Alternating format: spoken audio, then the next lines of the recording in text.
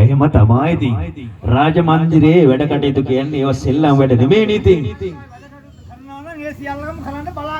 අන්න හරි. අකුරටම ඉෂ්ට සිද්ධ කරන්න ඕනේ. මේ මහා මාත්‍ය මං හිතන්නේ කුමාරවරුන් මගුල් මණ්ඩපයට ඇවිල්ලා ඇති නේද? ආ එන්න කිව්වද? අට ටින් ටින් ටින් ටින් ඒ සද්ද ඇහුණා නේද? බලන්න. ආයි මහා මාත්‍ය. ඒකත් ඇත්ත. හරි. එහෙමද? නමස්කාර වේවා රජතුමනි. මගේ නම අඤ්ඤා කොණ්ඩඤ්ඤලාගේ ගුණසේකර. මෙන්න මගෙන් ඔබට තුටු පොඬුරක්. හොඳයි දීර්ඝායු වේවා.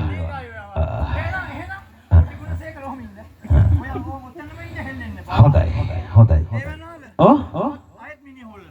එහෙමද? බලලා ඉන්නකෝ.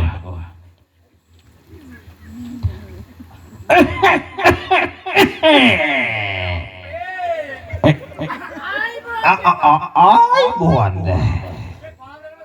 Kamu kita tuh namang itu. Oke, tapi kalau lah aku kenon tadi lebih.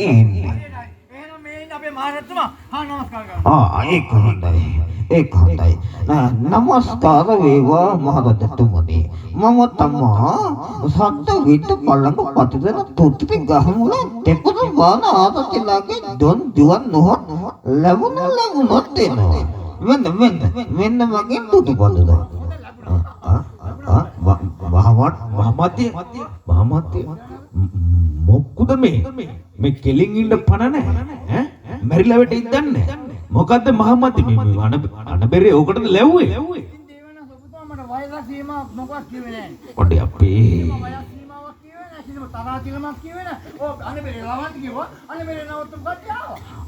ඒකත් ඇත්තනේ මට කල්පනා වුණේ නෑනේ hari Muhammad itu memang bagaimana ini?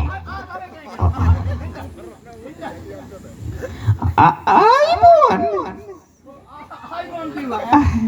me? Mangau wilawa hari ini? Hari itu wilawa tahun ini? Anna hari?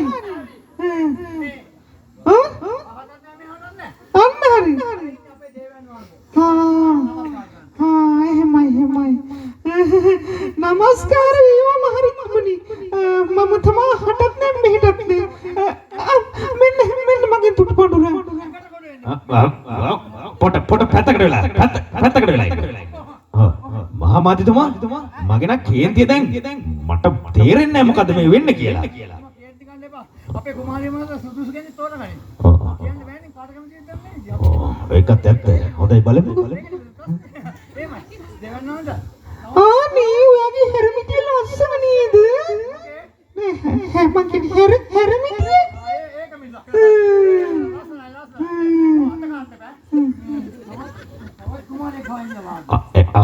ලස්සනයි මිනිහ හොල්ලනෝ නේද? ඉක්මනට ගිහිල්ලා එක්කම මගේ කේන්තිය සීමාව පැනලා තියෙනවා. නමස්කාර වේවා. මමත් වෙලාවට ආවා නේද මහාමාත්‍යතුමා? හොඳයි. නමස්කාර වේවා මහරජතුමනි. මම තමා කාලිංග චුල්ල කුමාර. කාලිංග දේශයේ සිට පැමිණියේ මෙන්න මගෙන් තුඩු පඬුරා. දීර්ඝායු වේවා. වස්සලා කුමරියගේ ස්වයංවරය එහෙනම් දන්නව ඇතිනේ නේද? එහෙමයි මහරජ.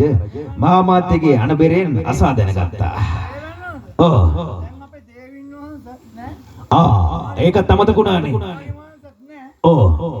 මහාමාත්‍ය කැඳවගෙන ඉන්නවා. ඔහොම ගිහිල්ලා කැඳවගෙන ඉන්නවා. අනේ කුමාරයාගේ ලස්සන නේද?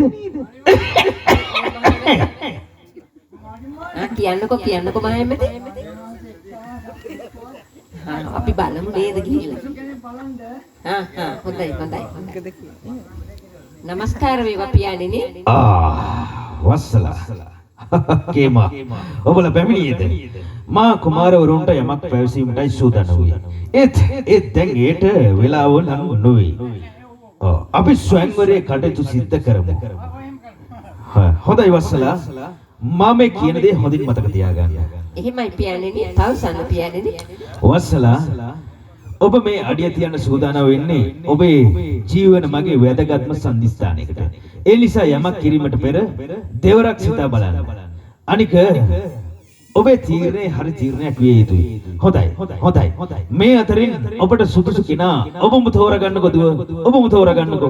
හොඳයි පියාණෙනි. මනස කොහොමද?